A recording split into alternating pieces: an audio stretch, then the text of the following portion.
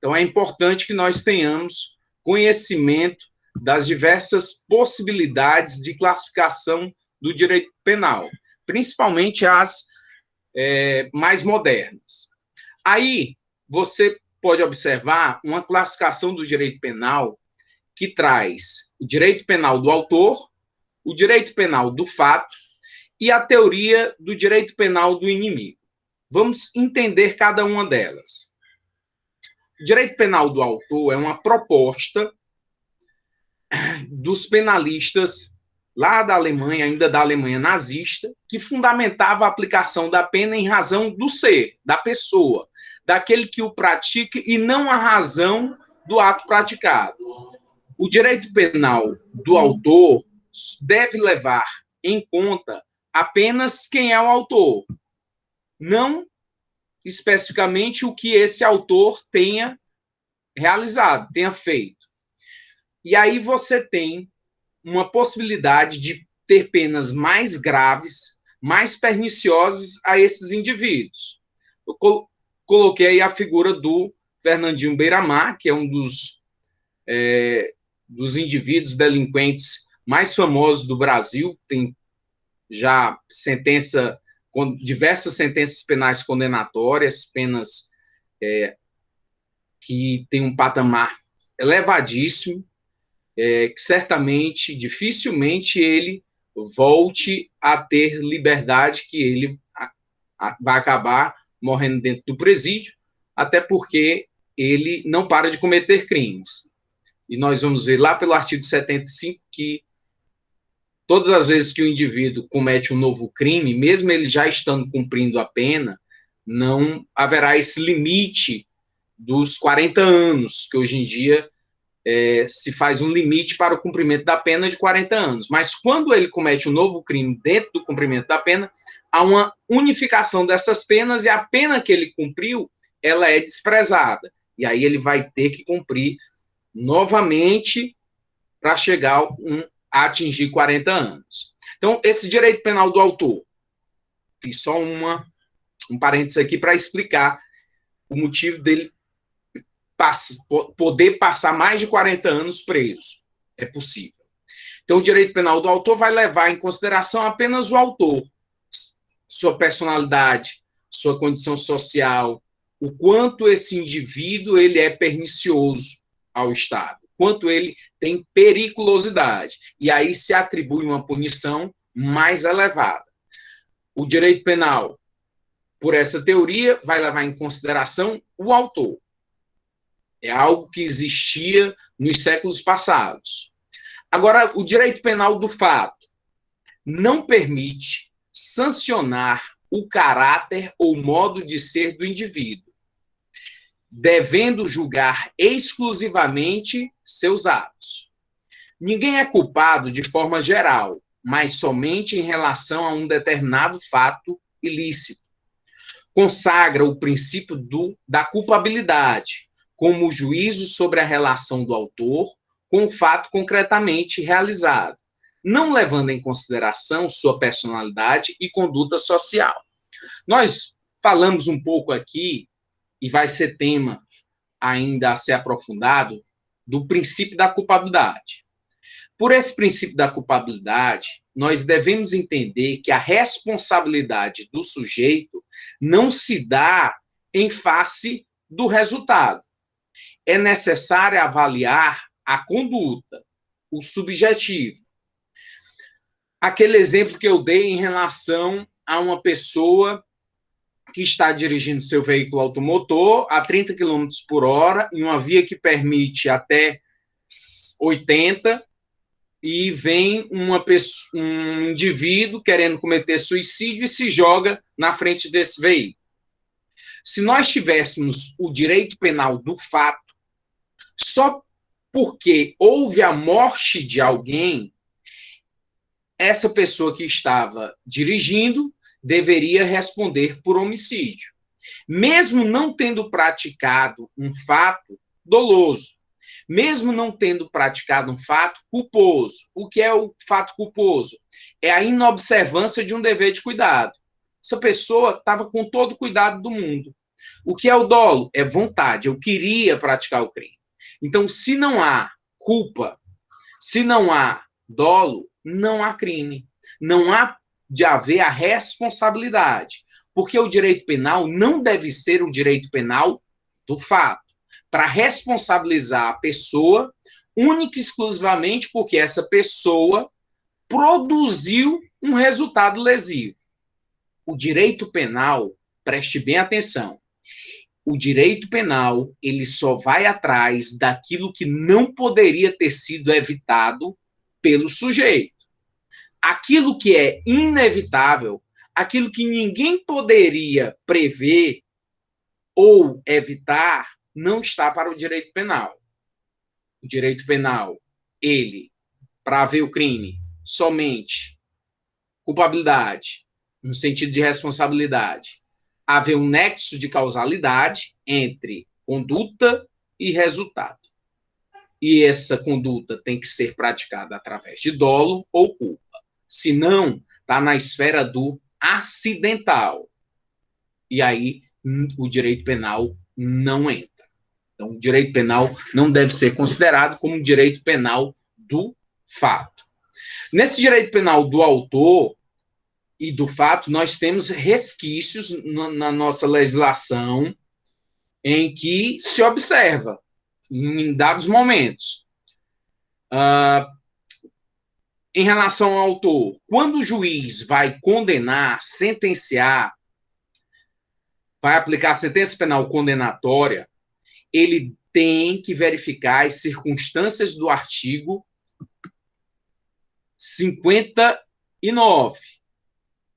Que circunstâncias do artigo 59 são essas? Ele tem que observar a personalidade do sujeito, a conduta social, os antecedentes criminais. Para o quê? Para poder atribuir à pena o princípio da sua individualização. A pena tem que ser individualizada. A pena deve ser a cara do sujeito. Então, essas circunstâncias judiciais são também importantes para que o juiz possa fazer a dosimetria da pena, estabelecer entre o mínimo e o máximo da pena. Tem o crime de homicídio, pena de 6 a 20 anos. Entre 6 a 20 anos, o juiz vai ter que dosar essa pena. Há uma metodologia trazida pelo direito penal, que é um sistema trifásico. São 3 fases estabelecidas. E nessa primeira fase, o juiz vai verificar essas circunstâncias judiciais do artigo 59. Antecedentes, conduta social, personalidade. Isso tudo é do autor. O direito penal do inimigo é uma teoria assentada em 3 pilares: antecipação da punição, desproporcionalidade das penas e relativização e ou supressão de certas garantias processuais e criação de leis severas direcionadas a quem se quer atingir: terroristas, delinquentes organizados, traficantes, criminosos econômicos. Então, o direito penal do inimigo, do Jacobs, é uma teoria que vem se desenvolvendo ainda para restringir, suprimir direitos do indivíduo, com a possibilidade de exemplos da interceptação telefônica, da privação do regime disciplinar diferenciado no cumprimento da pena, a lei que traz a questão da possibilidade de apreensão dos bens, da indisponibilidade dos bens, tudo isso vai restringindo os direitos do indivíduo. E são penas, são leis elaboradas ainda com são leis elaboradas com essa fundamentação do direito penal do inimigo, porque o inimigo não deve ter direitos. É uma teoria que veio muito ainda da questão do 11 de setembro. A quebra do sigilo bancário é uma delas? Dos Estados Unidos. quebra do sigilo fiscal, bancário, quebra de dados. Todas essas são situações que vai poder restringir direitos. Em 1990, nós tivemos a Lei 8.072, que tratou dos crimes hediondos. Por esta lei, se restringiu muitos direitos que até então os indivíduos tinham. Não foi mais permitido anistia, graça, indulto. O sistema de cumprimento da pena, pela lei, naquela época, foi integralmente em regime fechado. E muita coisa já mudou, porque foi visto que violava princípios constitucionais, como da individualização da pena e da dignidade da pessoa humana. Vê alguém se está com o microfone ligado. Vamos lá. Outra classificação trazida pela doutrina em relação ao direito penal e a seletividade do sistema penal. Tem doutrinadores que trazem essa classificação em relação ao direito penal de ser a criminalização primária e a criminalização secundária. E aí os doutrinadores trazem essas fundamentações e as bancas examinadoras de concursos públicos, no caso também OAB, acaba te cobrando o conhecimento dessas teorias. A criminalização primária nada mais é do que a escolha de determinadas condutas que serão criminalizadas através de uma lei penal material. É exercido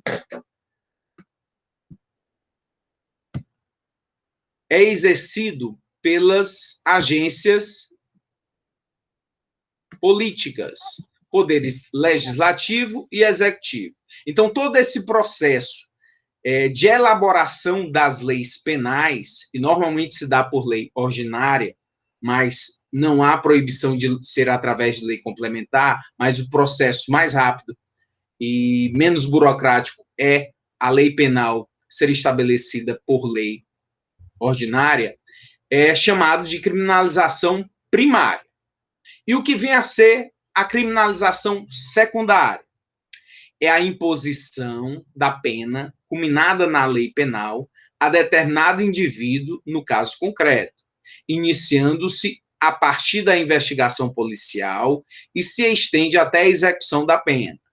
Esse processo de criminalização é operacionalizado pela polícia, pelo Ministério Público, judiciário, advogados, agentes penitenciários e até mesmo pelas agências de comunicação social. Então, você tem aí o primário, quando se elabora a lei, o texto legal, e a criminalização secundária se dá a partir do momento que o indivíduo resolve cometer um crime, poder discricionário, ele vai resolveu a prática criminosa, passa a ter o Estado o dever-poder de impor os seus órgãos estatais, de fazer com que esse indivíduo possa vir a ser punido e cumpra a pena. E aí, quem está dentro desse mecanismo?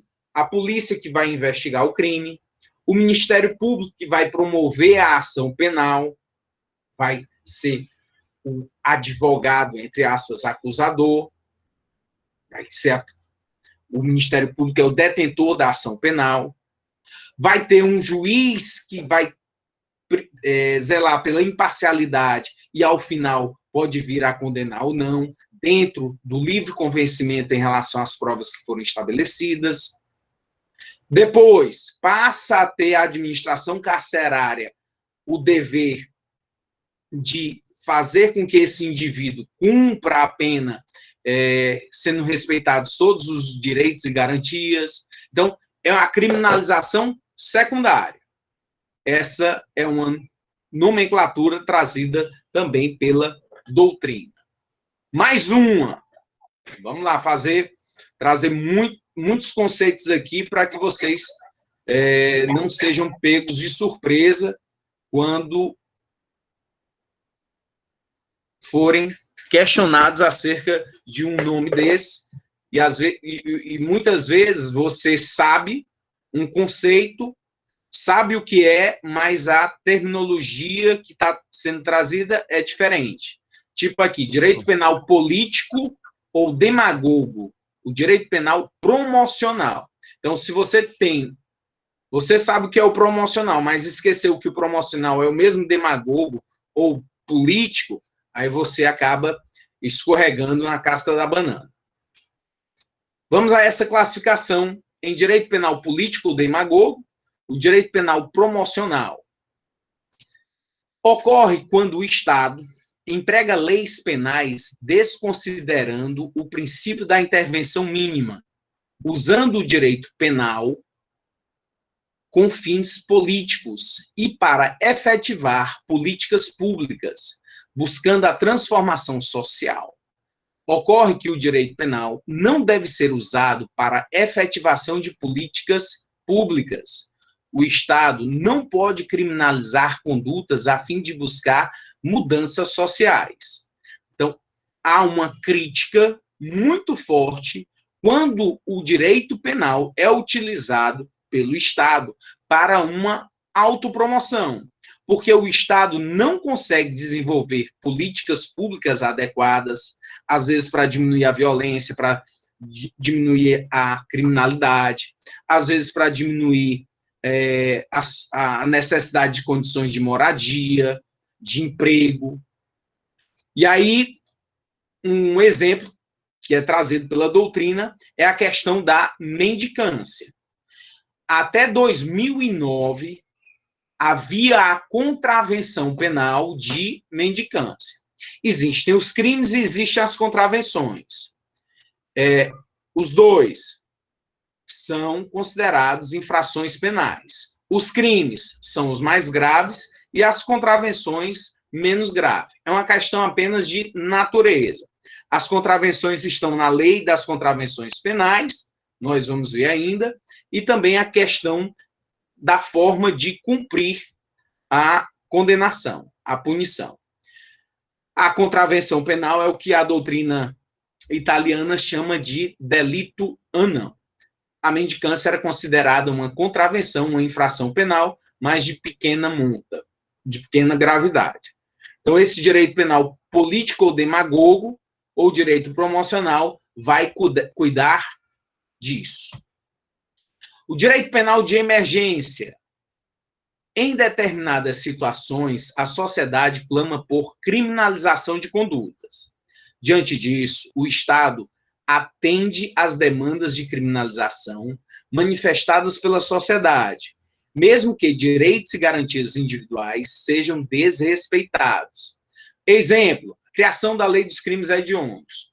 Para quem não lembra, a Lei dos Crimes Hediondos ela veio a partir de toda um clamor social que se teve em detrimento do sequestro do empresário Abílio Diniz, dono dos supermercados Pão de Açúcar.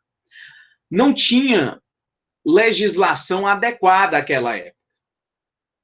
E aí se estabeleceu a Lei dos Crimes Hediondos. Por quê? Porque trazia para aquela conduta da extorsão mediante sequestro um rigor muito maior do que antes.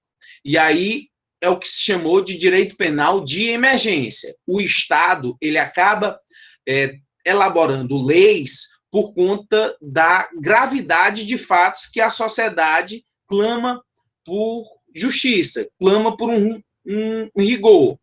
Como é o caso da legislação que trouxe recentemente, em 2018, o estupro coletivo. Tem o estupro do artigo 213, mas o estupro, ele tem, a partir de 2018, uma causa de aumento de pena. A pena do estupro, ela será elevada de 1/3 a 2/3, caso esse estupro seja coletivo. E também o estupro corretivo. O estupro coletivo, em detrimento de ter dois ou mais agentes, dois ou mais indivíduos praticando o estupro contra a pessoa, e o estupro corretivo quando indivíduos, em detrimento de uma questão social ou de uma questão sexual da vítima, decide por praticar o estupro. Tipo, tem a pessoa que tem uma questão sexual. Eu sou a mulher em si, a mulher que ela tem a opção sexual em relação a outras mulheres, a homossexualidade. E aí vem um homem e a estupra para querer dizer, não, você tem que sentir prazer com o homem. Isso acontecia e acontece muito no Brasil. E o legislador, em bom tempo, já estava passando até da hora, trouxe um aumento de pena em relação a essa situação. Outro exemplo de estupro corretivo, quando um determinado traficante de drogas de uma região, ele tem uma moça que ela começa a namorar um policial. E aí ele, para demonstrar que ela não pode fazer isso, namorar pessoas de outros grupos ou de alguém da polícia, ele vai e a estupra. É uma causa de aumento de pena em detrimento de ser considerado um estupro corretivo, porque ele quer corrigir a pessoa, quer corrigir a opção sexual, quer corrigir a questão social da pessoa. Então, essa questão do estupro, ele veio a partir de um direito penal de emergência. De emergência. Professor, algum meio, sei lá, digital, tipo, caracteriza também o estupro como... O estupro, há 2 anos, lá no Piauí, teve a primeira decisão, que foi um caso bem parecido ao que você está remetendo, onde um sujeito ele estava chantageando uma moça virtualmente, e ela acabou cedendo, e ele foi responsabilizado por um estupro. Foi chamado de estupro virtual, mas que foi tipificado ainda pelo artigo 213. Mas não tem a denominação no Código Penal de estupro informático. Mas esse caso foi bem emblemático e trouxe essa possibilidade que você está relatando. Foi no Piauí. Professor. Oi. Professor, e aquele caso daquelas meninas que teve a exposição das fotos delas e tal, ali é mais para assédio ou é assédio, né?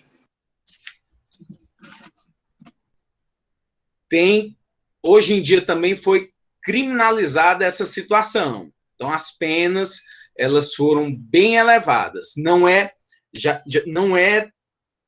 da Lei Carolina Dickmann, já é posterior essa criminalização, mas tem dispositivo penal que já traz essa importunação como crime, que até então ela não era criminalizada, era apenas considerado como uma contravenção penal.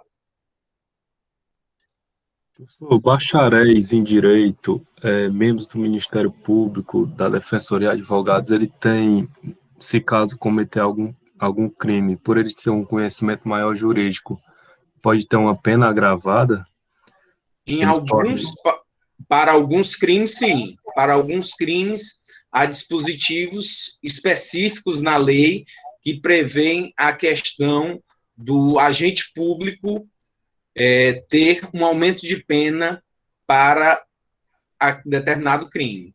Muitas vezes porque a sua condição o favorece para esse cometimento de crime. Tipo, uma adulteração de veículo automotor.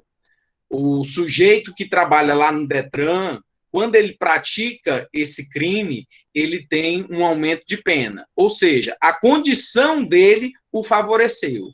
Mas deve ser demonstrado que essa condição foi sine qua non, foi uma condição sem a qual o crime não teria existido ou que realmente tenha lhe favorecido essa condição da função pública. Se a condição pública em nada favoreceu, não há por que haver o aumento de pena. No passado, o senhor falou sobre os índios, as questões que eles são julgados lá no próprio grupo deles. Tem essa opção. Se caso eles se sentirem injustiçados, ou então acharem que a pena que foi dada a eles, a punição do grupo, é uma pena exagerada, eles podem recorrer também por meio público, como do Ministério Público, não sei, tipo, eles podem recorrer a meios judiciais? Não, lá, quando eles promovem essa justiça interna, os recursos também são internos, é a lei deles. Se os índios optarem por não empreenderem essa justiça dentro do meio tribal, eles podem levar o caso ao conhecimento das autoridades públicas e haver a adequada ação penal. Mas não teria como recurso a justiça comum. Seria uma questão interna. Professor, vamos lá para o... Oi. E aqueles negócios, aqueles artigos lá que você colocou nos slides, é preciso saber de todos? Não.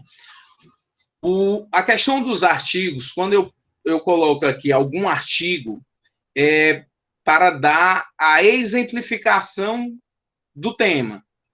Porque, como nós estamos estudando a parte geral do Código Penal, é importante a gente ter a noção de que essa parte geral, ela dá amplidão, ela dá fundamentação a todos esses outros dispositivos. Então, o que você, nesse semestre, possa vir a ser cobrada, será do artigo 1º ao artigo 120 do Código Penal. Esse você vai ter que ter conhecimento. Os demais, os tipos penais incriminadores, que estão a partir do artigo 121 do Código Penal até o 361, bem como em leis especiais, ditas extravagantes, que tem também conteúdo de direito penal, esses você não tem que ter conhecimento. O que nós vemos aqui no direito penal são normas gerais, ou seja, você vai pegar aquela norma lá do artigo 238, 240, e vai fazer uma interpretação dela a partir desses conceitos. Mas fique despreocupado. Professor? Oi? No caso dos índios, por exemplo, se acontecer assassinatos e a tribo entende que esses assassinatos são corretos, cabe algum recurso à justiça? A justiça pode intervir ou não pode porque são índios e é a cultura deles? A justiça pode intervir a partir do momento em que não está havendo a justiça interna. Lá, não está tendo justiça interna. O que está havendo?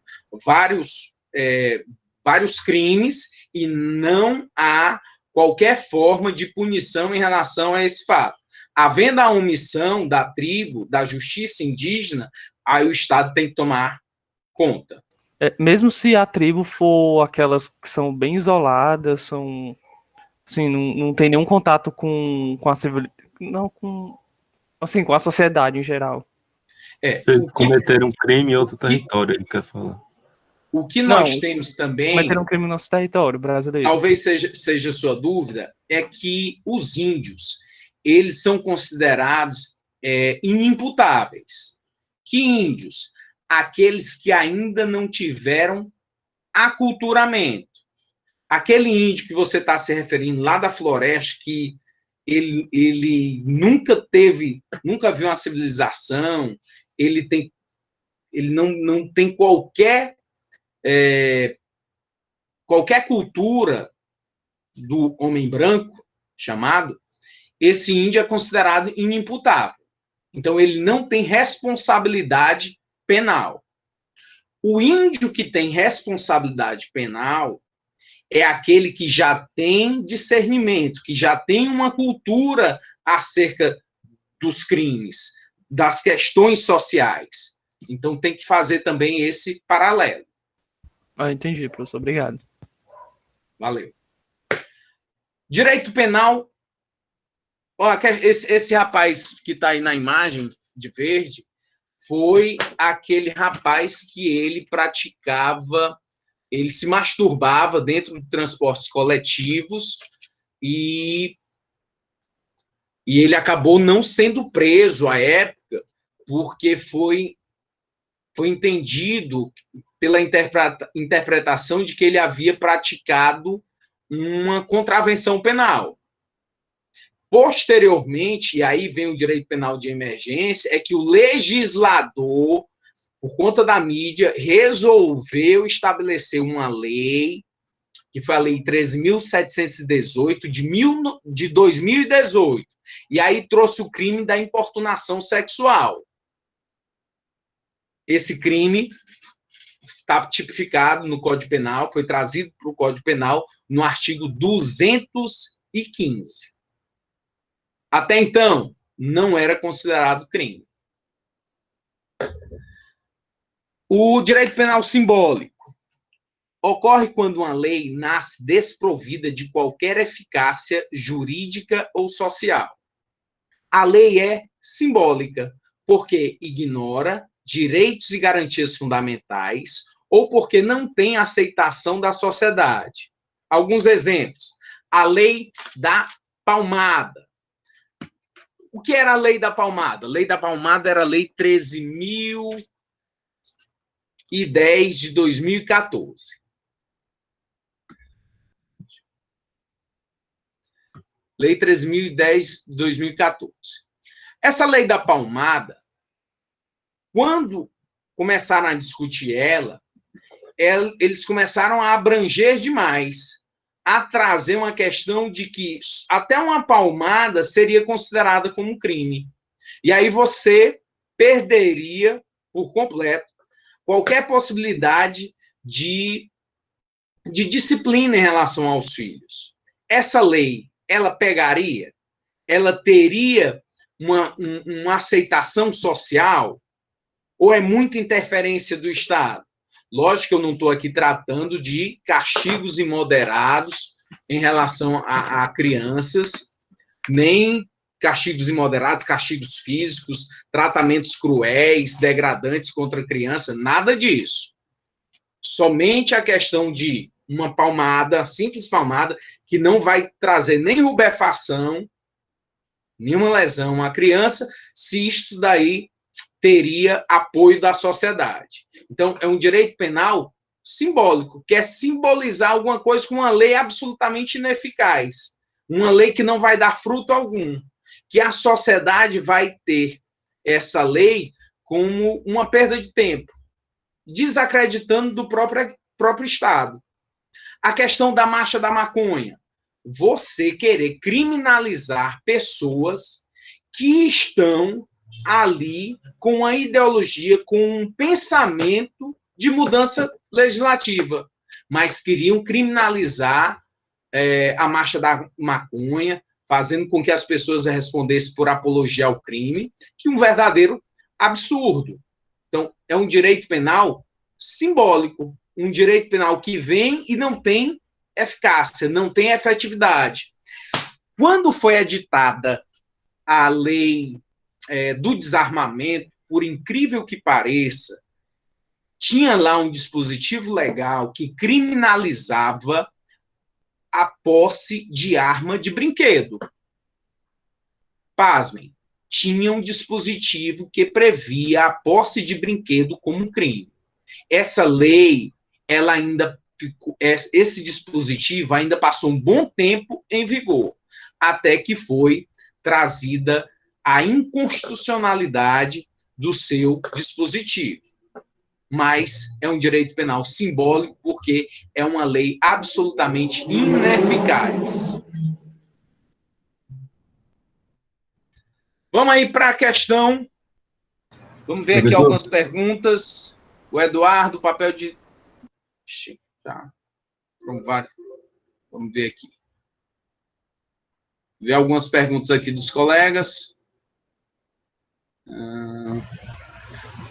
Eduardo, o papel de transformação social recai mais sobre o direito civil, como exemplo da multa para pessoas que não usam máscaras em locais públicos. Correto.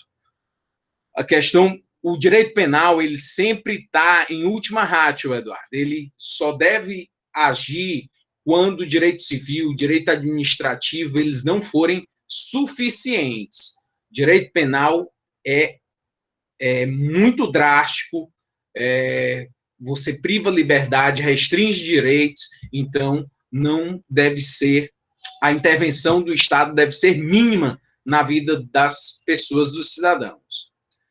Sobre a imunidade parlamentar, a Rebeca está perguntando, a gente vai ver ainda sobre as imunidades parlamentares, quando do estudo da territorialidade, em que nós vamos ver as imunidades diplomáticas, aí se fala também um pouquinho da imunidade parlamentar, antecipando que os parlamentares eles são imunes pelas suas palavras, pelos seus votos.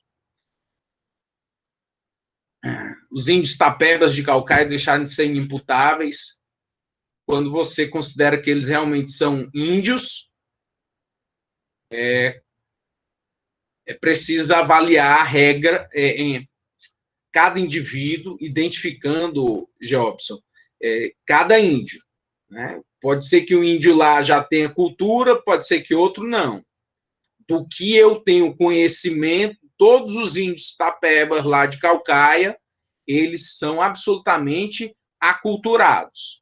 Eles têm cultura, eles sabem ler, sabem escrever, sabem conversar. Então, a inimputabilidade do índio, desse homem, chamado homem da floresta, é porque não atingiu o discernimento. Ele não tem compreensão do ilícito penal, do que está fazendo.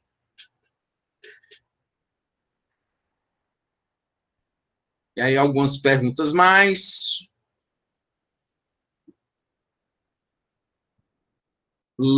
Laide, a lei feita posteriormente ao crime, ela não se aplica à pessoa que a cometeu anteriormente, né? Não se aplica. Nós temos o princípio da anterioridade da lei, no caso lá, por exemplo, do sequestro da Abílio Diniz, desse rapaz que se masturbava dentro dos coletivos, eles, em nenhum momento, eles vão ter essa lei mais severa, porque a lei tem que ser anterior ao fato praticado, que nós vamos ver também quando do estudo do princípio da legalidade, da anterioridade, da irretroatividade da lei penal mais maléfica. Vamos lá prosseguir aqui, vamos falar sobre interpretação da lei penal. Será que tem importância você interpretar uma lei penal, fazer essa interpretação, aprender, ter pelo menos as noções em relação à interpretação? É claro que sim. Por quê? Porque você vai estar lidando com o principal direito do ser humano. Ah, é a vida. Ótima vida. Mas é a liberdade. A liberdade é um direito fundamental. Quando você vai restringir, privar a liberdade de alguém, segregando, é algo temeroso. Então, você tem que interpretar a lei devidamente, nem ampliando, nem estendendo, quando não se pode. Então, é por isso a necessidade de nós verificarmos essa questão da interpretação da lei. Vamos a ela. Conceito de interpretação. É o processo lógico que procura estabelecer a vontade contida na norma jurídica. A interpretação é feita através da hermenêutica, que é o método ou ciência que se ocupa da interpretação da lei. Interpretar as leis é tarefa fundamental, mesmo para as leis supostamente claras. Aliás, a própria conclusão de que uma lei ser ou não clara só é obtida através da interpretação. Pela interpretação, segundo os nossos doutrinadores, nós temos a interpretação quanto à origem, quanto ao modo e quanto ao resultado. Vamos lá quanto à origem. De onde origina essa interpretação? A interpretação, ela pode ser autêntica. Interpretação autêntica também é chamada de interpretação legislativa. Por quê? Porque é o legislador que faz. É o legislador que traz um determinado conceito dentro da própria lei. É dado pela própria lei. O legislador vem e descreve um conceito de algo dentro do texto legal. Professor, exemplo. Nós temos o artigo 327 do Código Penal, que traz o conceito de funcionário público. Havia tanta controvérsia quando se ia punir alguém, um servidor público, para saber, o terceirizado se caracteriza, um indivíduo que está lá na Petrobras, essas pessoas são consideradas como funcionários públicos. Então, para dirimir qualquer controvérsia jurídica, o legislador resolveu, por bem, descrever o conceito de funcionário público e o fez no artigo 327 do Código Penal. Outro exemplo, no artigo 150, parágrafo 4º do Código Penal, artigo 150 trata de violação de domicílio, mas o parágrafo 4º, ele traz o conceito de casa. Por que o legislador fez isso? Ele fez isso para trazer uma interpretação autêntica, para não dar dúvida a ninguém no momento de interpretar.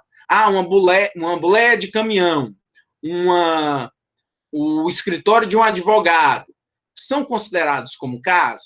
É um asilo inviolável? O que o legislador fez? Ele vem e traz o conceito de casa.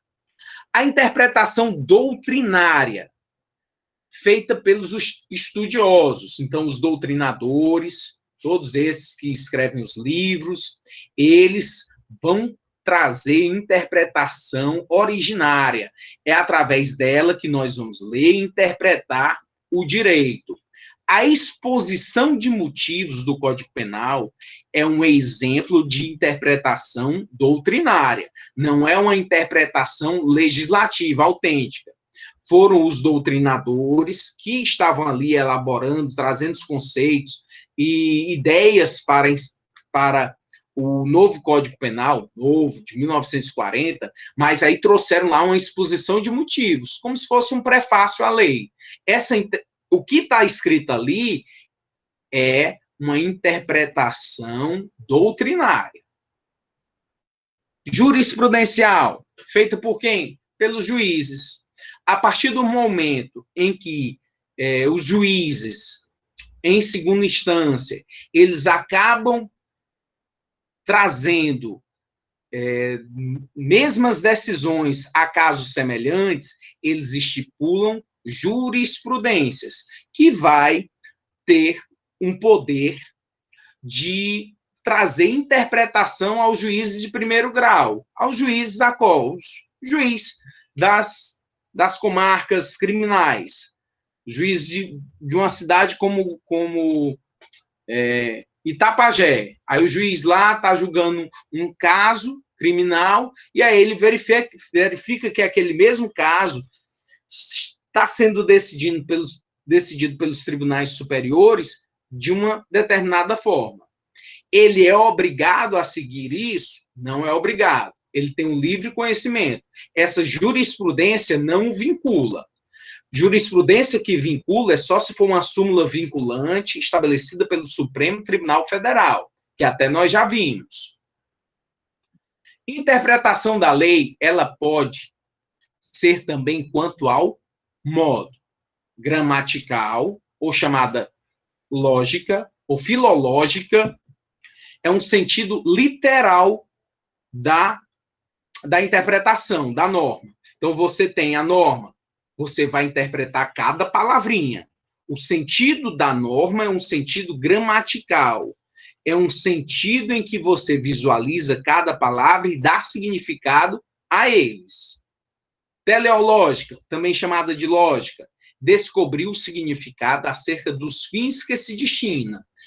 Qual foi a finalidade dessa lei? Vamos tentar descobrir a que fim o legislador intencionou a criação dessa lei. Então, essa forma de se interpretar que nós vamos ter, de identificar o fim a que se destinou a lei, é uma forma de interpretação. A interpretação histórica, debates que envolveram o projeto de lei. Então, quando uma lei ela está sendo elaborada, nós temos comissões que vão discutir essa lei. Comissão de Justiça, Comissão de Constitucionalidade, vão ter debates orais, vão ser apresentadas teorias acerca dessa lei, e aí a gente pode procurar o quê? Os anais, tudo que está ali no Congresso Nacional, tudo que foi discutido, para a gente verificar a história, o histórico dessa lei. Vai servir como uma interpretação sistemática, interpretação sistemática, por meio de todo o sistema jurídico. Então, você vai pegar essa norma que você está avaliando, essa lei, e vai fazer uma interpretação diante de todo o ordenamento jurídico. Você pode interpretar a norma a partir em paralelo à doutrina, em paralelo às jurisprudências, em paralelo às outras leis, ao Código Civil, ao Código Tributário, seja o que for, mas você faz uma interpretação sistemática, porque o direito ele é harmônico. O Código Penal ele tem que ter uma harmonia entre suas leis. Ele tem que ter um equilíbrio em relação à forma e à materialidade, um equilíbrio em relação ao quantitativo de penas, e aí você faz de forma sistemática. E, por último, a questão da interpretação da lei penal quanto ao resultado, quanto à origem, quanto ao modo e quanto ao resultado. Então, quanto ao resultado, ela pode ser declarativa, restritiva e extensiva. Vamos à primeira, declarativa ou estrita. Quando foi verificado que o legislador utilizou de forma adequada e correta todas as palavras contidas na lei, ocorrendo exata equivalência entre os sentidos e a vontade presente na lei. Essa interpretação declarativa é uma forma de você declarar que tudo que o legislador queria em relação à lei, ao seu significado, ele conseguiu. Não precisa essa lei de mais nada, de uma interpretação a mais, de uma ampliação, de verificar essa interpretação em relação a outras normas, ou normas penais, ou normas civis, seja lá o que for. Mas só na leitura da lei, essa lei ela acaba sendo estrita, declarativa. Exemplo, lá no artigo 141, inciso 3 do Código Penal, o legislador considerou como majorante. O que é majorante? É uma condição de maior punibilidade, é um aumento em relação à pena. Vai aumentar a pena. Então, tem um crime? Tem. Mas se tiver uma majorante, vai aumentar. Às vezes aumenta de 1/3 a 2/3.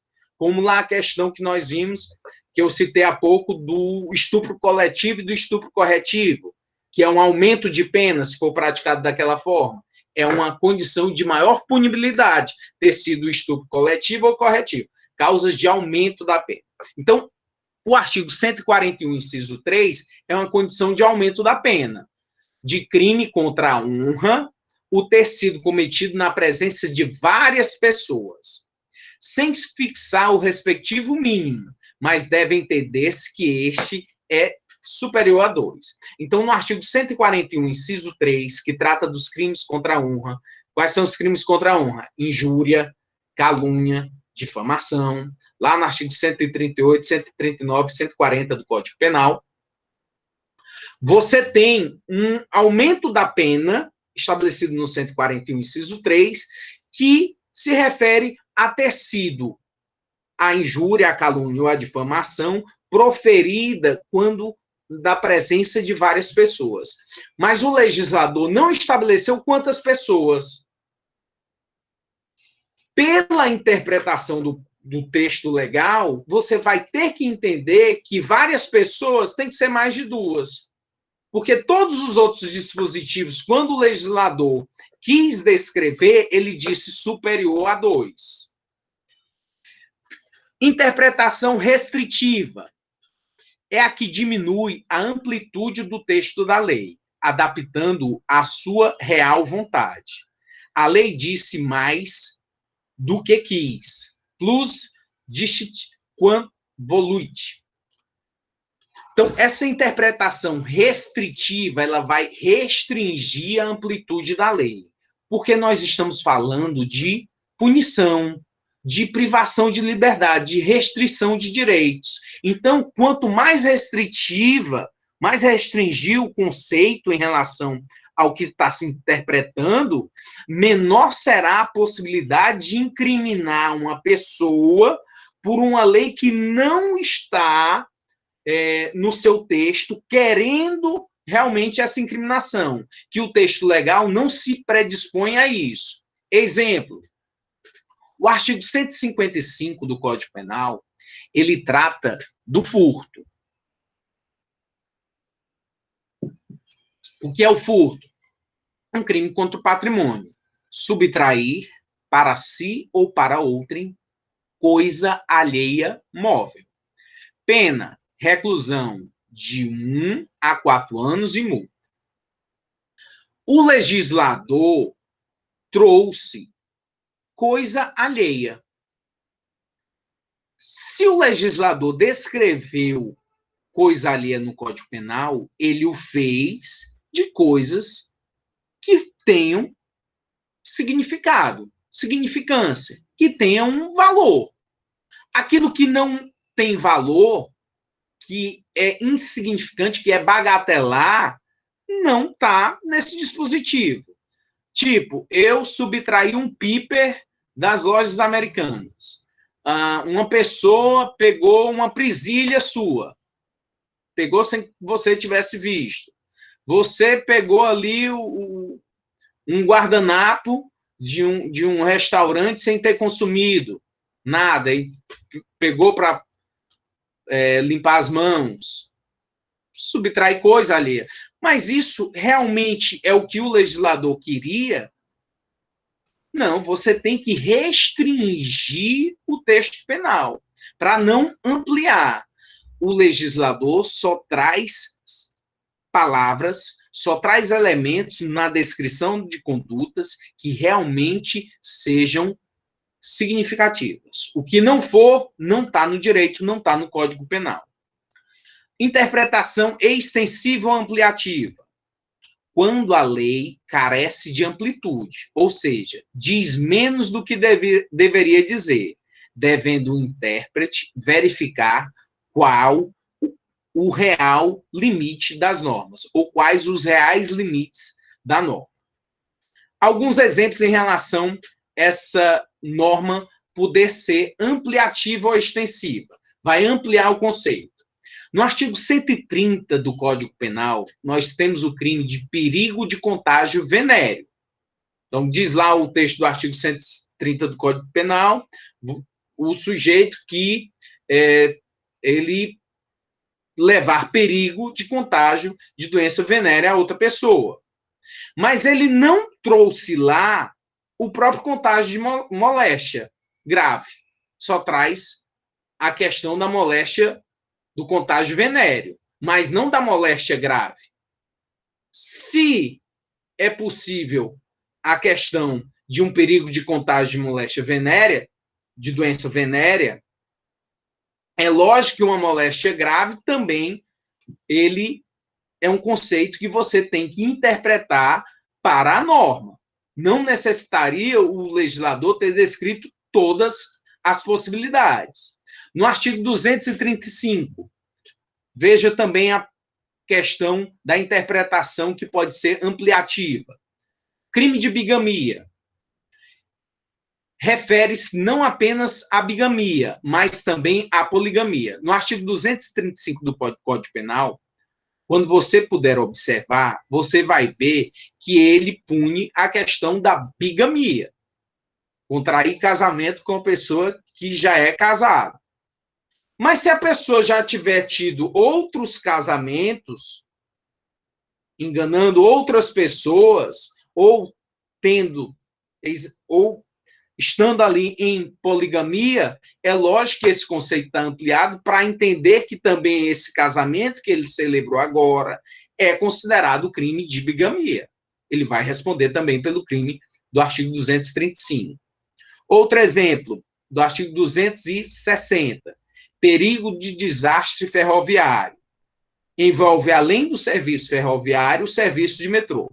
No artigo 260 do Código Penal, que trata do crime de perigo em relação a desastres ferroviários, não trouxe a questão de metrô, apenas de ferrovias, de trens. Mas você vai fazer uma ampliação para entender que, além dos trens, o serviço de metrô está absolutamente contemplado nessa questão do artigo 260.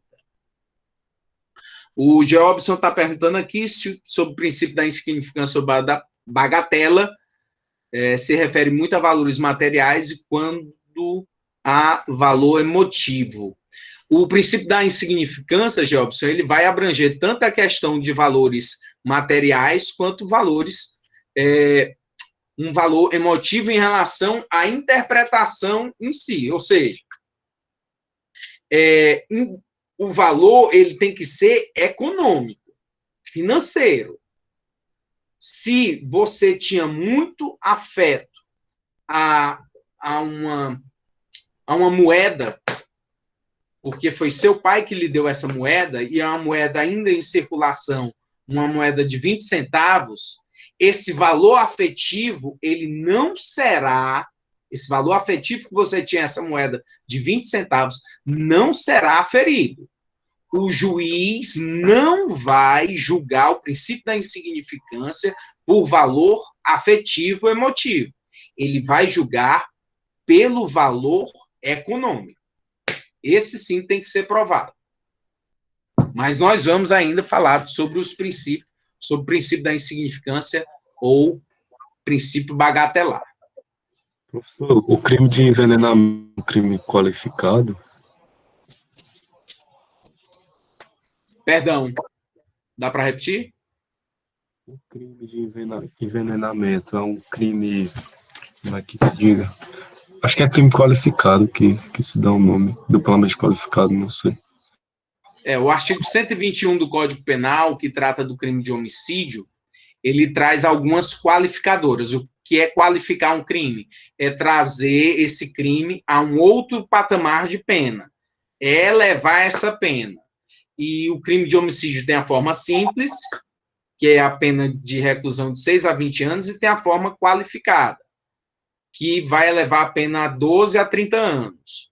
Quando as qualificadoras, elas podem ser de ordem objetiva ou de ordem subjetiva. Subjetivo, o motivo. Eu vou matar porque eu quero uma herança, por um motivo torpe, por um motivo insignificante. Então, os motivos do crime, eles podem vir a trazer uma qualificadora, um aumento em relação ao patamar dessa pena. Como a questão objetiva, que é o meio como você cometeu esse crime, através do veneno que você está expondo, através de um meio insidioso, cruel, que tornou impossível a defesa da vítima, traição, emboscada, ou qualquer outro meio insidioso. A interpretação analógica. Interpretação analógica é um processo de interpretação usando a semelhança indicada pela própria lei. O legislador é quem vai te mandar fazer a interpretação. Ele vai possibilitar que você interprete, porque ele te remete a essa possibilidade. Veja aí no artigo 121, parágrafo 2º, inciso 4, que é uma qualificadora, que o Jobson acabou de perguntar, é uma qualificadora. Se o homicídio é cometido à traição, emboscada ou mediante dissimulação ou outro recurso que dificulte ou torne impossível a defesa do ofendido. Então, outro recurso é porque os primeiros que foram citados, traição, emboscada, dissimulação, são recursos que dificultam a defesa da vítima. E aí você tem o legislador dizendo outro recurso. Ele não descreveu todos os recursos, mas possibilitou ao intérprete que você verifique se houve um outro recurso que não esses que o legislador já expôs, traição, emboscada, dissimulação, que tornou impossível a defesa do ofendido. E aí eu trouxe aí essa foto. Esse jogador, na verdade, ele foi vítima lá em São Paulo, que ele bateu essa foto com a esposa de um dono da festa, ele era amigo da filha, e ele bateu essa foto, a esposa ainda dormindo. Se ele tivesse matado essa moça, essa senhora, nesse momento, seria um homicídio com um recurso que tornou impossível a defesa da ofendida. Não foi a traição, não foi de emboscada, não foi de simulação. Simplesmente ela estava dormindo. E aí ele chegou lá e matou. É uma forma de qualificar o homicídio em detrimento desse recurso. Aí você fez o quê? Uma interpretação analógica, que o legislador assim possibilitou. Assim, um outro recurso deve ser semelhante à traição, emboscada ou dissimulação. Caráter insidioso. Trata-se de uma hipótese de interpretação analógica, em que a própria lei determina que se estenda seu conteúdo. E a analogia? No direito penal, é possível haver a analogia. A analogia é uma forma de integração da norma, integração do direito, utilizando lacunas, para suprir essa lacuna. Não tem uma norma. Não, mas vamos utilizar a analogia. É possível aplicar a analogia em bona parte, para favorecer o réu, nunca em malefício do réu. Aplica-se uma norma existente para uma determinada situação a um caso concreto semelhante, para o qual não há qualquer previsão legal. Em bona parte, em benefício da parte, em benefício do réu. No caso de leis penais não incriminadoras, é perfeitamente permitido o uso da analogia a favor da parte. Em malam parte, em malefício da parte, não pode ser usada para criar crimes ou penas, os quais o legislador não tenha determinado. Princípio da reserva legal. O que é que diz o princípio da reserva legal? Não haverá crime se não houver definição legal. É preciso definição, descrição, definir o que é o crime. Qual é o crime? Crime, artigo 121, matar alguém. Crime, é o artigo 155, subtrair para si ou para outro coisa alheia móvel. Então, tem que estar absolutamente descrito, definido. Aqui no artigo 128, olha o exemplo que foi colocado. Traz o crime de aborto. Crime de aborto, no artigo 128, diz que não se pune o aborto praticado por médico. Inciso 2, se a gravidez resulta de estupro. Também não se pune o médico se a gravidez resulta de violência sexual mediante fraude. O que é essa violência sexual mediante fraude? Estabelecido no artigo 215. Não é estupro. É violência sexual mediante fraude. É outro crime. Eu tenho um irmão gêmeo e o meu irmão saiu com a moça, não queria mais, e aí eu fui lá, enganei ela com a finalidade de manter relações sexuais. Foi consentido? No momento, foi. Mas só que em detrimento de uma fraude. Analogia em bona parte. Se essa moça, ela restou grávida, se ela ficou grávida em decorrência desse crime, dessa violência sexual mediante fraude, é possível utilizar também a analogia em benefício da mesma para que ela possa abortar. Ela é obrigada a abortar? Não, não é obrigada. Mas ela tem um direito, é um poder discricionário. Ela vai poder abortar porque a lei assim prevê, assim garante que ela pode. Como foi, e foi muito discutido também, a questão dos casos de Zika, em que os fetos tinham um problema na sua formação, e aí a lei também permite, do artigo 128 do Código Penal, que quando a gestante, ela tiver em risco a sua vida, ela pode também optar pelo aborto. E aí se tentou, e isso teve voto do Supremo Tribunal Federal, a possibilidade de os fetos com má formação, as mães poderem praticar o aborto e não virem a ser punidas, criminalizadas por esse fato. E aí utilizou-se a interpretação, a integração da lei penal em relação à analogia, para dizer que, já que a mãe, que ela corria risco de vida, ou que a criança corria risco de vida, ela pudesse, sim, praticar o aborto. Olha aqui a interpretação em Malan Partem, artigo 269 do Código Penal. Deixar o médico de denunciar a autoridade pública doença cuja notificação é compulsória. Diz aqui no texto legal do artigo 269, o médico. Fala em outro profissional da saúde? Não fala. Não, mas se for então um fisioterapeuta que ele teve conhecimento, era uma doença que a notificação era obrigatória para o Ministério da Saúde e o fisioterapeuta não fez. A lei penal não descreveu essa conduta em relação a fisioterapeuta. Ele, legislador, fez única e exclusivamente em relação ao médico. Então, você não pode utilizar a analogia em Malan Partem, em malefício do sujeito, para incriminar ele a uma conduta. Vamos ver aqui algumas perguntas. A Vitória está perguntando, no caso, tem que ter um motivo para fazer aborto? E se não tiver, a pena pode ser de quanto tempo? Motivo para fazer aborto, ninguém no Brasil é obrigado a fazer aborto.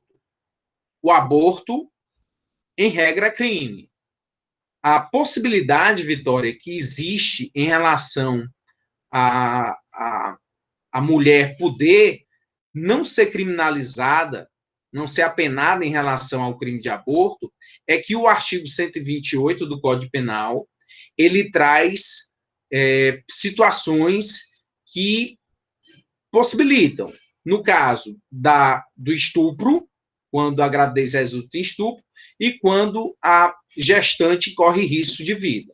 Então, nessas duas possibilidades, é possível, seriam os motivos que levariam a mulher a não ser punida quando praticasse o aborto. Então, é a lei que diz. Não há necessidade de uma autorização judicial, porque a lei já assegura.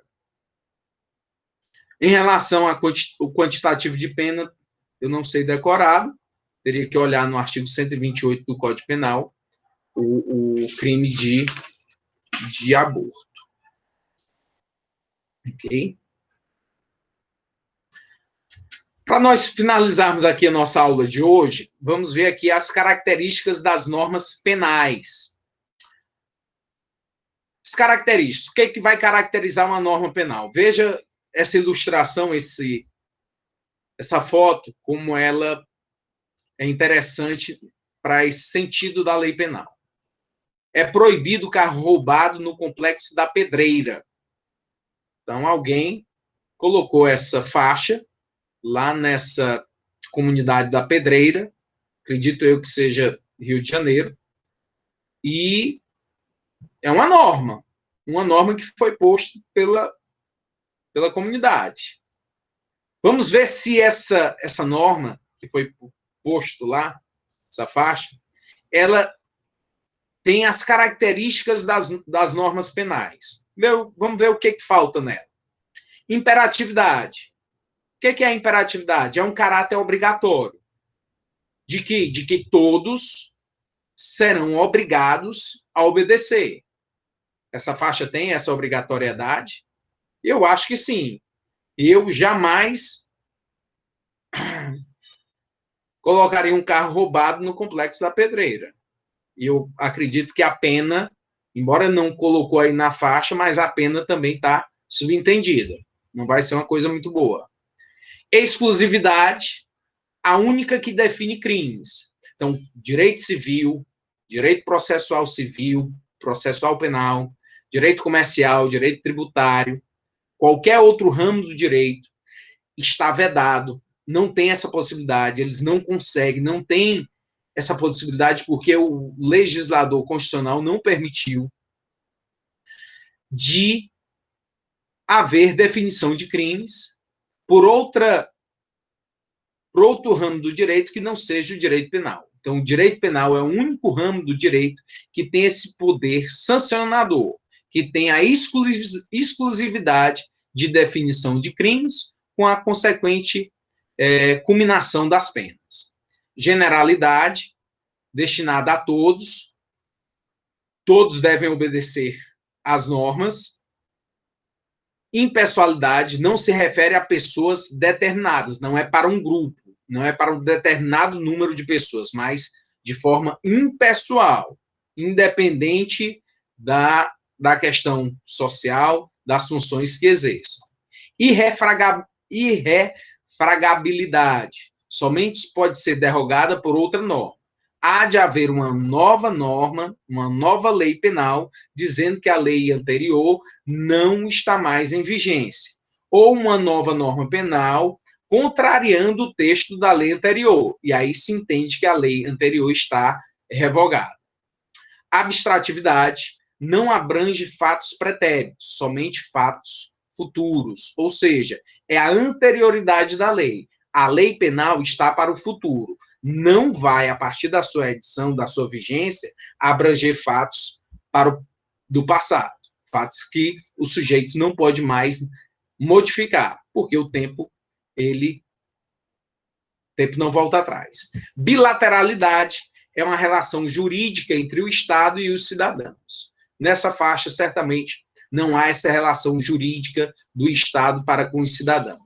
O monopólio punitivo é do Estado. Somente o Estado ele pode exercer o ius puniente. Somente ele. Com exceção lá, aquela regrinha que a gente falou em relação a esse monopólio do direito penal quebrado pelo dispositivo da lei indígena.